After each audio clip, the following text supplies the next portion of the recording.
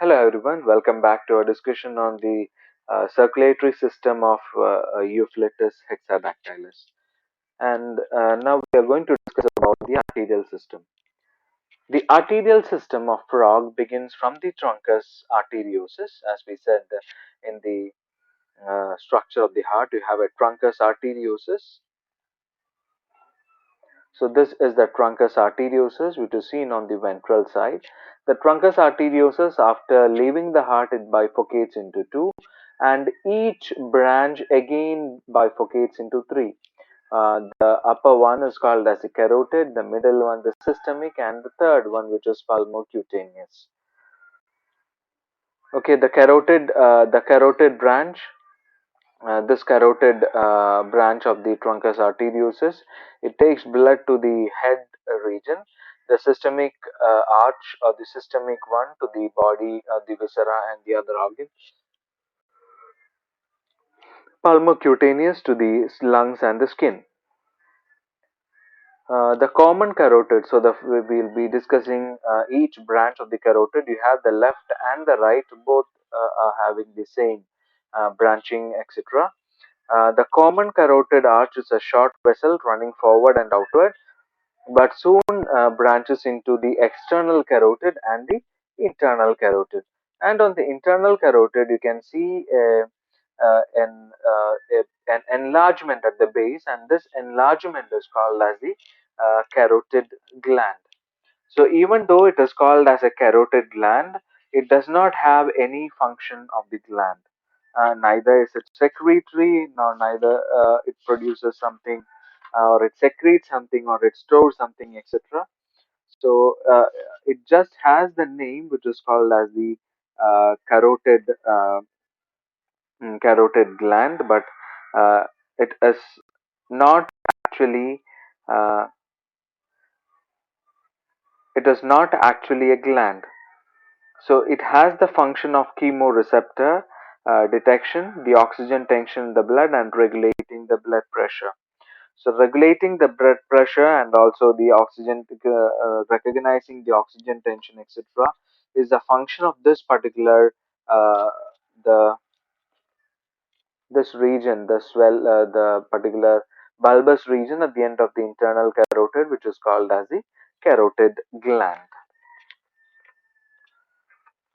And the next is the other branches are the external carotid, as you see here, and the other one, which is called as this shorter one, which is called as the lingual. You have the lingual as well as the external carotid.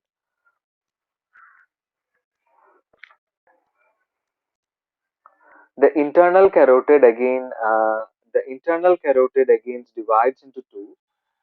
This one is branching again into two, and this is called as a palatine, and also uh, a palatine to the roof of the mouth, and a cerebral to the brain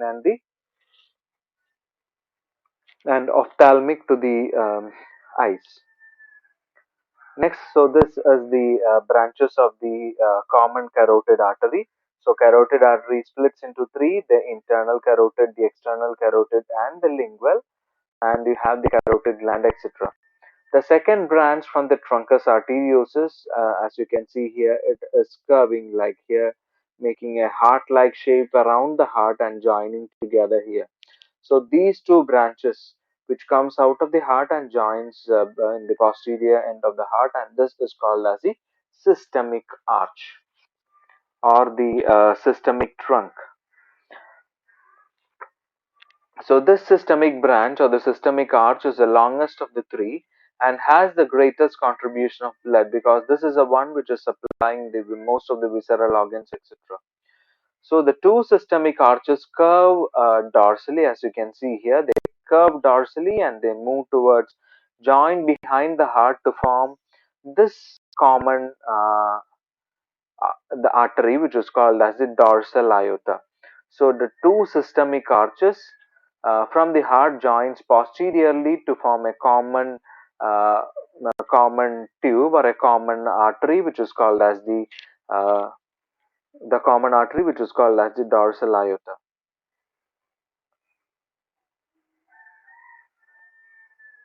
The dorsal aorta, after its fusion, it runs posteriorly and mid dorsally just beneath the vertebral column, and it gives off the celiaco-mesenteric. You can see here celiaco-mesenteric to the liver and to the small and to the intestine and to the intestine. It gives off two branches, the celiac to the stomach, liver and pancreas, and the anterior mesenteric to the spleen, anterior mesenteric to the spleen and the intestine. A branch is also given off to the large intestine. While passing between the two kidneys, so you can see here the two systemic arches, they unite to form dorsal aorta. Dorsal aorta splits into the coelomic as well as the mesenteric, and now the dorsal aorta, it moves towards or moves posteriorly and gives off branches to the kidneys, which are called as the renals. While passing between the two kidneys, the dorsal aorta gives off branches, which are small arteries called as the renals, to both the kidneys. And posteriorly to that, the dorsal aorta again moves posteriorly and sends off four pairs of the gonadial artery arise from the first pairs of the from the first pair. The gonadial artery is formed, and that moves to the gonads, either the testis or the ovary. The dorsal aorta posteriorly again uh, bifurcates posteriorly into two common iliacs. From the iliac arteries, two small arteries arise. They are the vesiculoepigastric, the vesiculoepigastric or the sciatic, and the femoral. So the iliac branches into sciatic and femoral. So here the dorsal aorta is bifurcating into iliacs. The iliac again bifurcates into the sciatic artery and the femoral artery. So this is regarding the the arterial system. And the third one, after the systemic, you have the pulmocutaneous, of which the pulmonary branch moves into the lungs, as you can see here, and the cutaneous moves to the skin and also the lateral sides for oxygenation. So this is regarding the arterial system of frog. And so this is how the blood which is being pumped by the heart reaches a different reaches the different parts uh, uh, uh, of the body. So what can be seen here is that, so we have a heart here.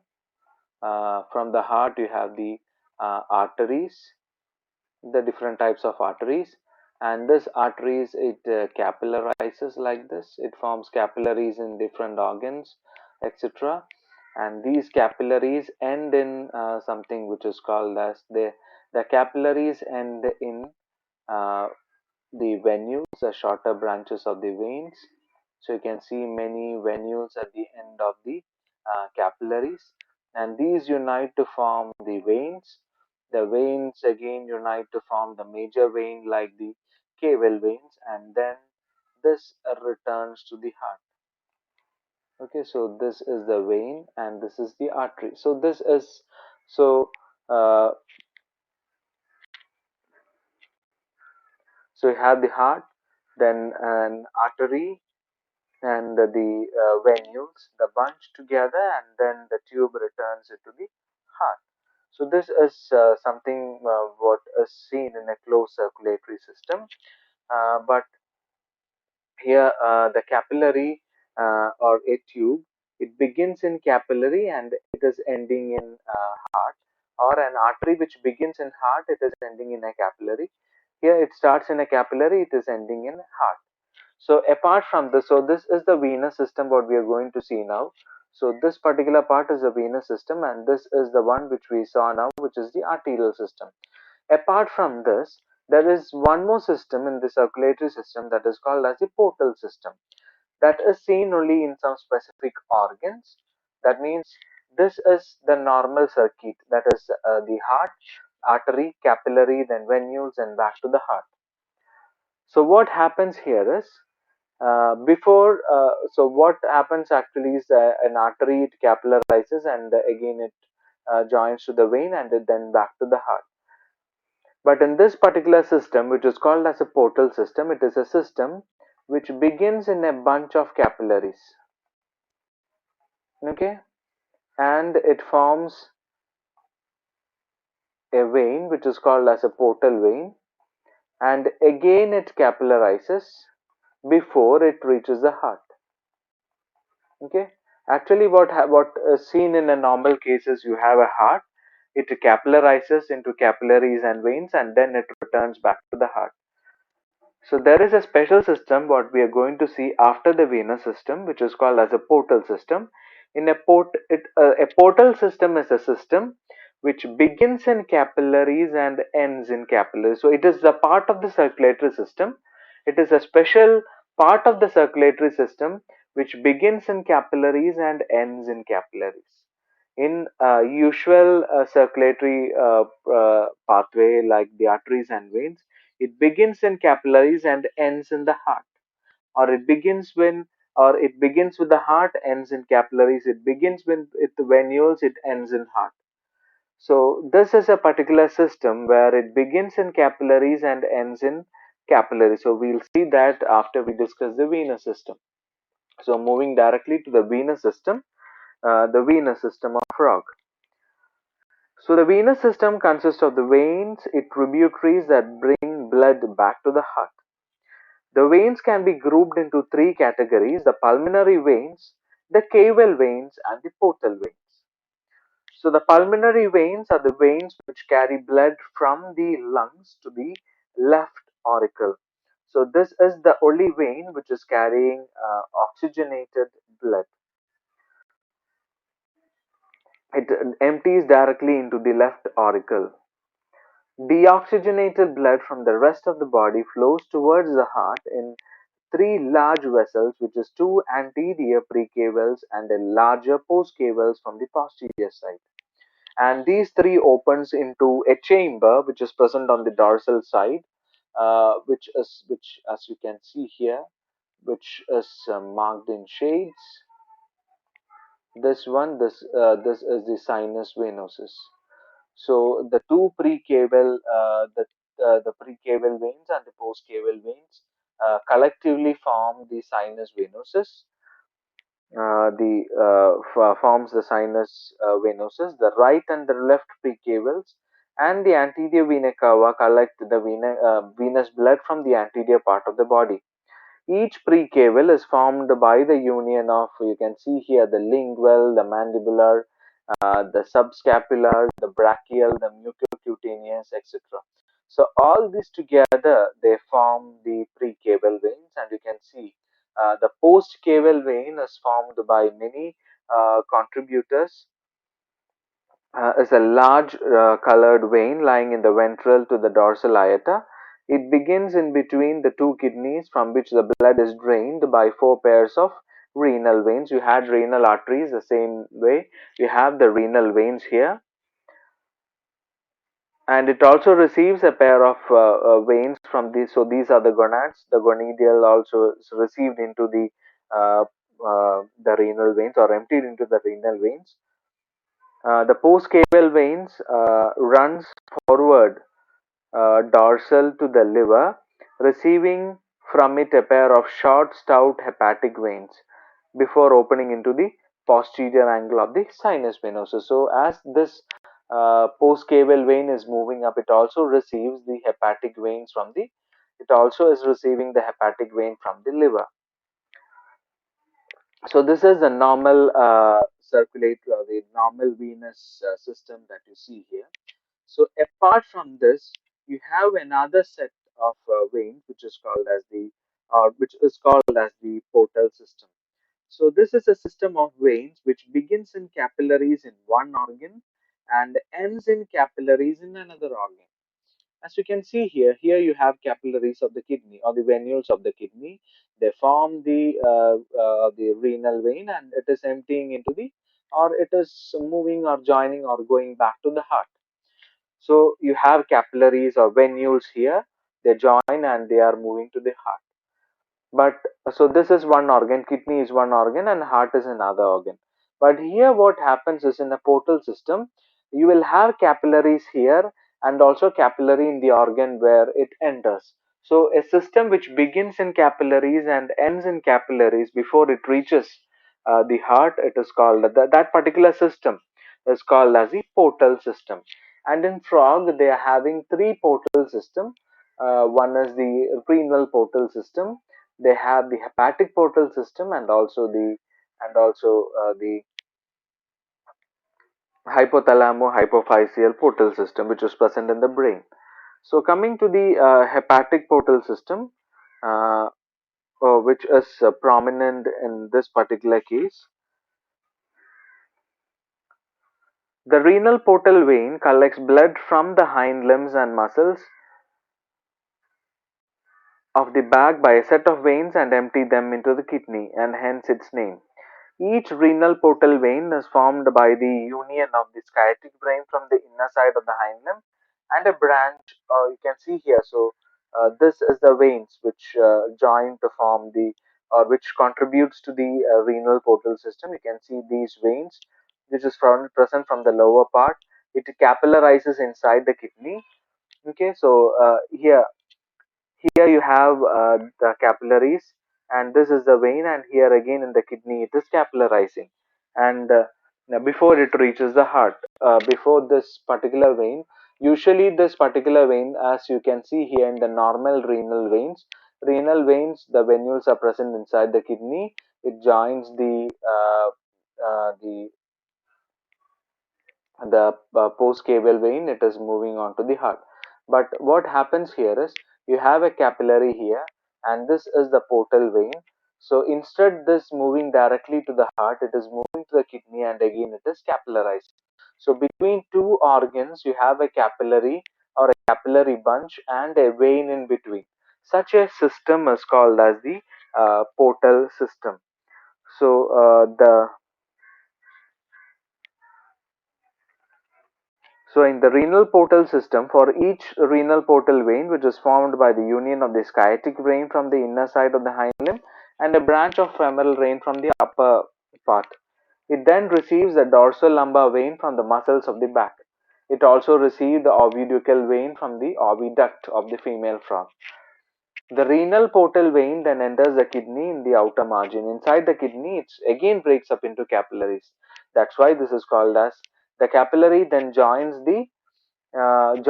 or comes out and joins the or joins a part or comes part or becomes a part of the renal veins. So actually, the portal veins are usually acting as bypasses, or it is acting as a path.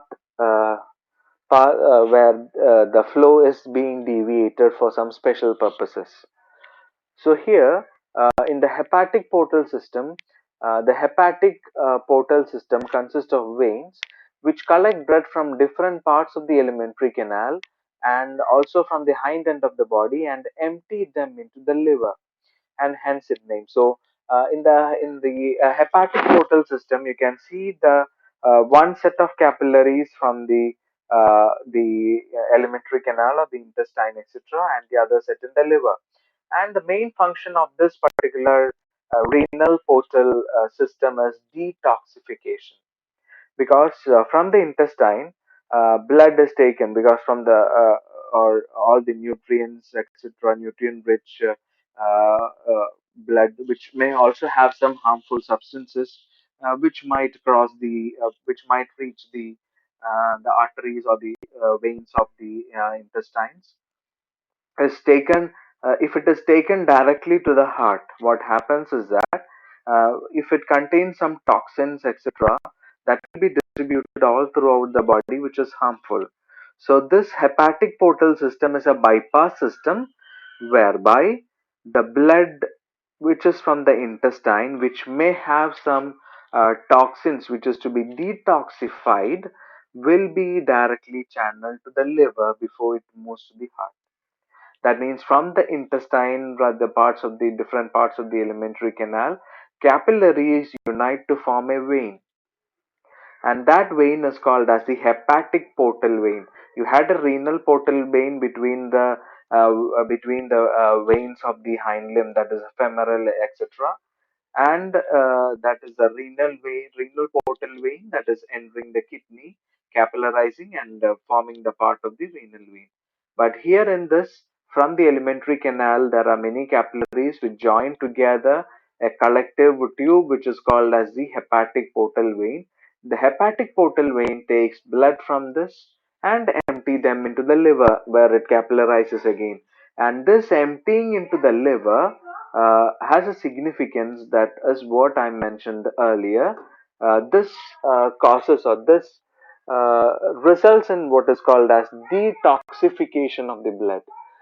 If at all there are some toxins which is coming from the intestine, that will be detoxified by the liver through this bypass system, and the blood which is detoxified from the liver through the hepatic vein, it is emptied into the post caval vein. From the post caval vein, it moves to the heart. So this is what is called as the hepatic portal system. Significance of the hepatic portal system is that it plays an important role in the animal's physiology.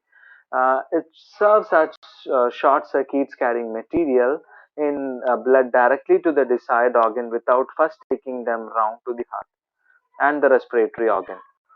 The renal portal vein brings waste product from the hind limbs and removes to the urine, so that the waste from the hind limb does not circulate throughout the body, so that it is a bypass.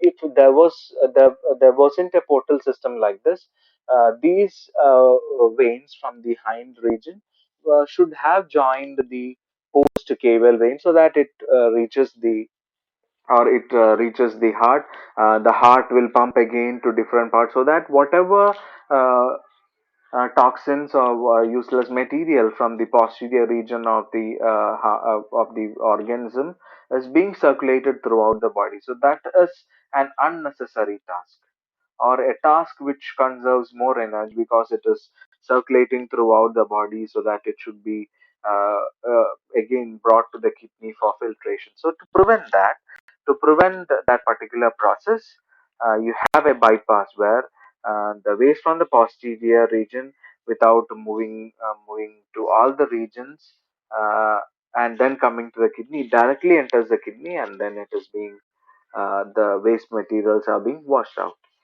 The same as the thing with the hepatic portal system. The hepatic portal system brings blood with various products of digestion from the alimentary canal to the liver. It separates excess sugar from the blood, stores in the liver cells as glycogen, convert harmful ammonium salts by the amination of excess protein into harmless urea, which is ultimately eliminated by the kidneys. So this is what is with the portal system, and the other part of the last part of the circulatory system is the lymphatic system. So lymphatic system consists of the lymph vessels through which the transparent fluid, the lymph, flows.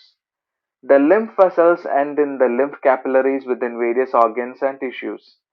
So the limbs, these are pulsating lymph hearts. There are pulsating lymph hearts which aid in the flow of lymph. Between the skin and the body wall, there are large lymph spaces called as subcutaneous spaces. The kidneys lie in a large lymph space dorsal to the coelom in the subventral lymph space. The lymph is formed by filtering of the blood plasma through the walls of the blood capillaries into the tissues. The lymph is colorless due to the lack of RBC. So, blood minus RBC is called as lymph. It also lacks some of the plasma proteins. The lymph vessels return the lymph to some of the large veins, thus completing the circulation. So this is the lymphatic system. So in circulatory system, we discussed about the pumping organ heart, its working. Then we discussed about the arterial system, the venous system, the portal system, and at last the lymphatic system. So with this, we come to the end of our discussion on the circulatory system of Eucalyptus hexadactylus. Thanks for hearing.